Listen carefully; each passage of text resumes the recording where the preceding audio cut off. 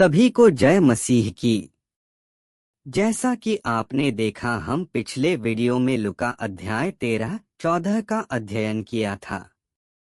इस वीडियो में हम लूका अध्याय 15 और 16 का अध्ययन करेंगे। सब चुंगी लेने वाले और पापी उसके पास आया करते थे ताकि उसकी सुने। पर फरीसी और शास्त्री कुड़कुड़ाकर कहने लगे, यह तो पापियों से मिलता है और उनके साथ खाता भी है।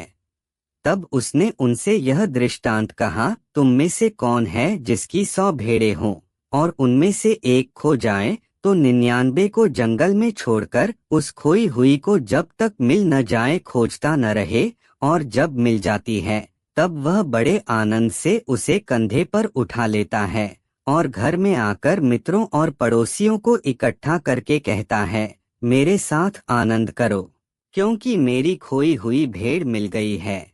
मैं तुमसे कहता हूँ कि इसी रीति से एक मन फिराने वाले पापी के विषय में भी स्वर्ग में इतना ही आनंद होगा जितना कि 99 ऐसे धर्मियों के विषय नहीं होता जिन्हें मन फिराने की आवश्यकता नहीं। या कौन ऐसी स्त्री होगी जिसके पास 10 सिक्के हों और उनमें से एक खो जाए तो वह दिया जलाकर और घर झाड़ बुहार कर जब तक मिल न जाए जी लगाकर खोजती न रहे, और जब मिल जाता है तो वह अपनी सखियों और पड़ोसिनों को इकट्ठा करके कहती है, मेरे साथ आनंद करो, क्योंकि मेरा खोया हुआ सिक्का मिल गया है। मैं तुमसे कहता हूँ कि इसी रीति से एक मन फिराने वाले पापी के विषय में परमेश्वर के स्वर्गदूतों के सामने आनंद होता है। फिर उसने कहा, किसी मनुष्य के 2 पुत्र थे। उनमें से छोटे ने पिता से कहा, हे पिता, संपत्ति में से जो भाग मेरा हो वह मुझे दे दीजिए। उसने उनको अपनी संपत्ति बांट दी। बहुत दिन न बीते थे कि छोटा पुत्र सब कुछ इकट्ठा करके दूर देश को चला गया और वहां कुकर्म में अपनी संपत्ति उड़ा दी। जब वह सब कुछ खर्च कर चुका तो उस देश में बड़ा अकाल पड़ा और वह कंगाल हो गया। इसलिए वह उस देश के निवासियों में से एक के यहाँ जा पड़ा। उसने उसे अपने खेतों में सूअर चराने के लिए भेजा, और वह चाहता था कि उन फलियों से जिन्हें सूअर खाते थे अपना पेट भरे, और उसे कोई कुछ नहीं देता था। जब वह अपने आपे में आया तब कहने लगा, मेरे पिता के कितने ही मजदूरों को भोजन से अधिक रोटी मिलती है और मैं यहाँ भूखा मर रहा हूँ। मैं अब उठकर अपने पिता के पास जाऊंगा और उससे कहूंगा कि पिता जी, मैंने स्वर्ग के विरोध में और तेरी दृष्टि में पाप किया है। अब इस योग्य नहीं रहा कि तेरा पुत्र कहलाऊं, मुझे अपने एक मजदूर के समान रख ले। तब वह उठकर अपने पिता के पास चला।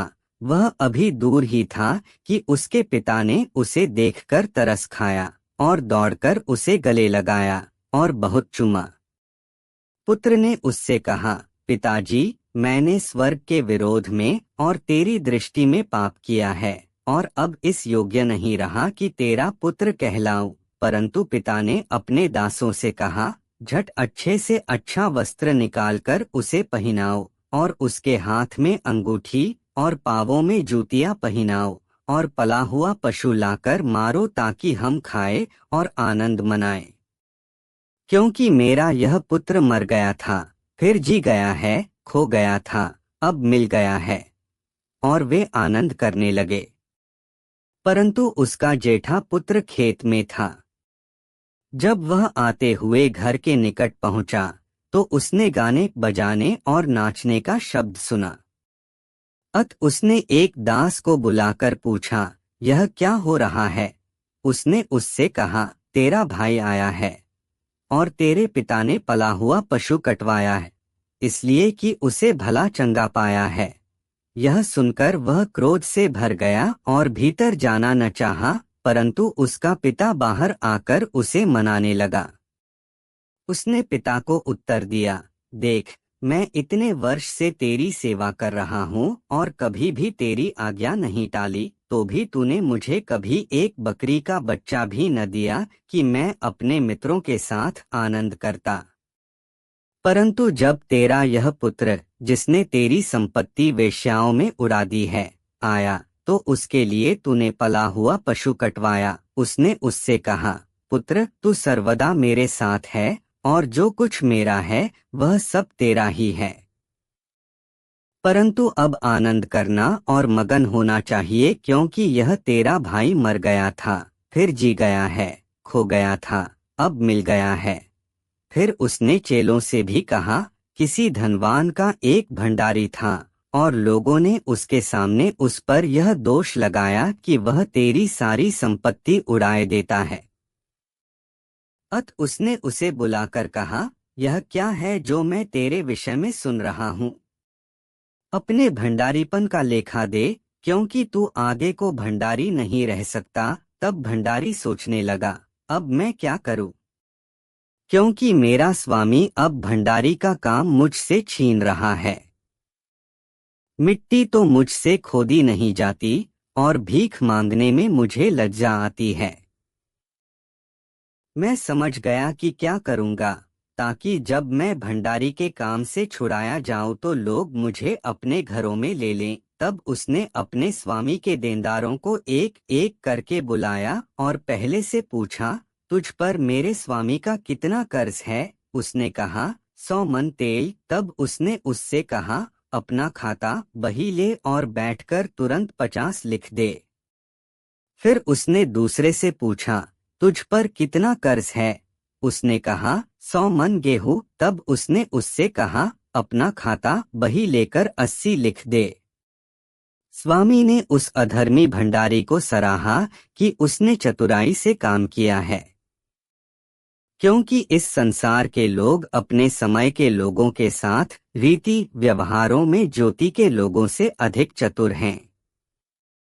और मैं तुमसे कहता हूँ कि अधर्म के धन से अपने लिए मित्र बना लो, ताकि जब वह जाता रहे तो वे तुम्हें अनंत निवासों में ले लें।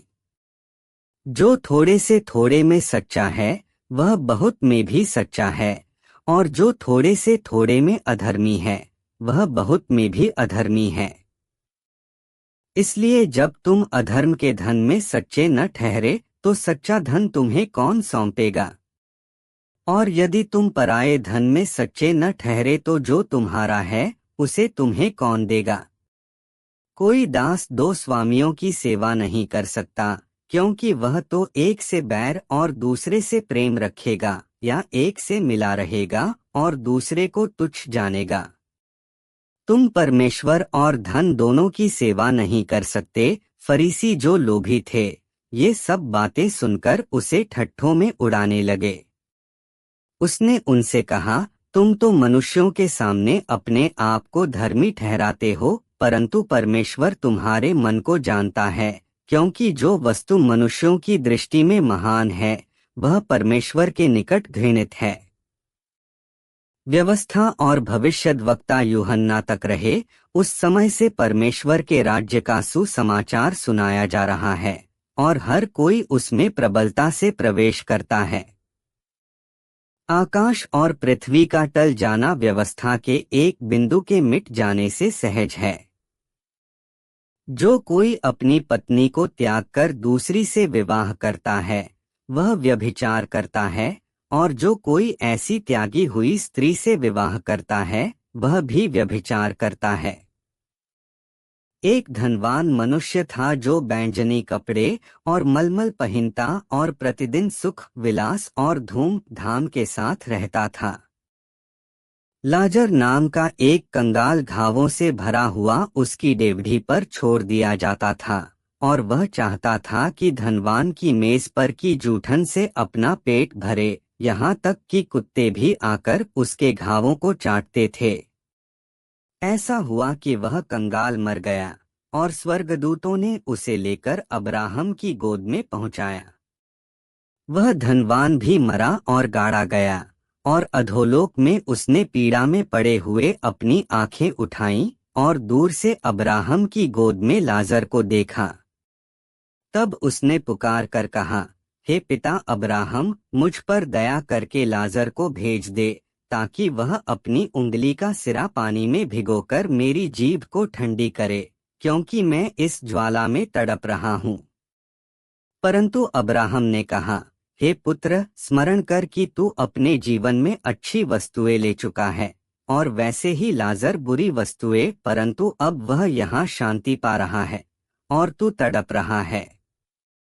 इन सब बातों को छोड़ हमारे और तुम्हारे बीच एक भारी गड्ढा ठहराया गया है, कि जो यहाँ से उस पार तुम्हारे पास जाना चाहें वे न जा सकें, और न कोई वहाँ से इस पार हमारे पास आ सके। उसने कहा, तो हे पिता, मैं तुझसे विनती करता हूँ कि तू उसे मेरे पिता के घर भेज, क्योंकि मेरे 5 भाई हैं, वह उनके सामने इन बातों की गवाही दे, ऐसा न हो कि वे भी इस पीड़ा की जगह में आए।